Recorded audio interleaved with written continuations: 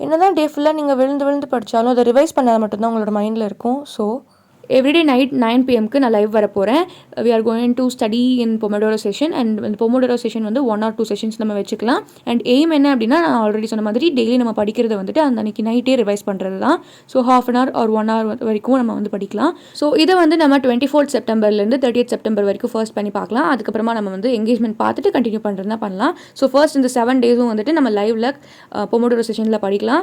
And அந்த செஷன்ஸை வந்துட்டு நம்ம ரீகெயின் ஆப்பில் வந்து ஷெட்யூல் பண்ணி வச்சுட்டு அதை வந்துட்டு ஒரு ஹெல்தி காம்படிஷன் மாதிரி கொண்டு போகலாம். ஸோ நான் வந்துட்டு நம்மளோட சேனல் நேம்லேயே வந்துட்டு அந்த ஆப்பில் ஒரு குரூப் க்ரியேட் பண்ணிடுறேன். ஸோ அந்த குரூப்பில் ஜாயின் பண்ணிக்கோங்க.